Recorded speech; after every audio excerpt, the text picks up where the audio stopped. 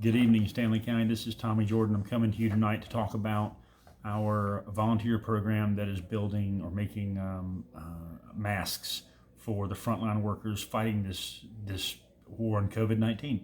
Um, First off, we know these are not N95 masks. They're not meant to be N95 masks. They're not meant to replicate or replace an N95 mask. The problem is there are no N95 respirator masks to be had, and yet there are still people that have to go to work every day on the front lines of this disease and that don't have a choice. They don't get to choose not to go to work. They don't get to choose not to work because they have no PPE. They have to work. So the masks that we are making, or that these ladies are making, I say we, they're doing the work. I'm no more than a face right here. They're doing the hard work.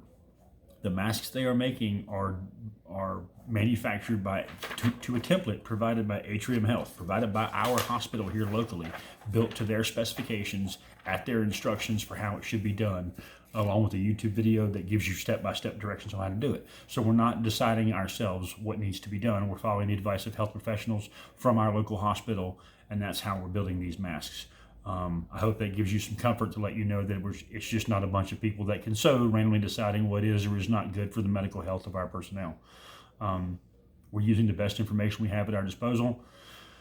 The masks are pleated so they can adjust to the wearer's face. A lot of them are going to be elastic, with the idea being that if you don't have to tie anything, you can spend less time touching your head and hair. We will probably wind up doing some that do have ties, simply because elastic is very hard to get. It can slow the process down. But where we can, we'll use elastic. The mask has a pocket that can accept a filter. We don't have enough filter material for everyone, but if you can get it, anything beats no filter. They say the vacuum filter, the HEPA filters from vacuum bags and for HEPA filter systems work fantastic if you can find that. But the point is, you can take that filter out and wash it. You can take that filter out and throw it away and replace it. If you don't have anything, you can simply use the mask like it is, and at least it provides a little bit of a barrier from yourself to the public. If nothing else, it provides a constant visual reminder of what's going on in the country and of the importance of social distancing, and it will help our frontline first responders maybe keep some distance from people that would otherwise tend to approach them. So a little bit of the effect or the use is actually a placebo effect, but it does work. Again, we do not want to stress that these are N95s or replacements. Therefore, they're not. That's not what they're meant to do. But N95s can't be gotten right now. In fact, even surgical masks are hard to come by right now. So we're doing the best we can to provide for the well-being of our first responders, of our groups that need it. If you need masks and you have an organization that is in need of reusable masks that can be washed, you can contact me on Facebook. I would need the name of the organization, the name of a contact person to reach that organization, a phone number to reach you at, an email address to track you down at in case I have questions, and how many masks you need. And please don't say 5,000. We can't do that. But if it's 50 or 25 or even 150, that's possible.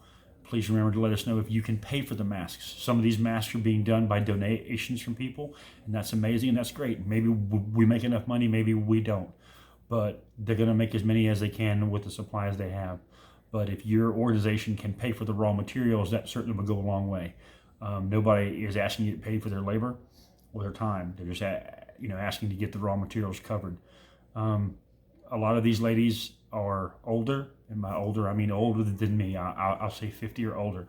So they're working out of their home, their own sewing machines. This is what they tend to do for a living. Sometimes it's just that they know how to sew, but they're doing this themselves. We're going around collecting them, staying away from these ladies because they tend to be at risk. So we're staying away from them, collecting them, delivering supplies to them so that it can build masks. It's a complicated process, but we're going to make it work. All right. So if you have any questions, if you want to show your support, feel free. We thank you for it.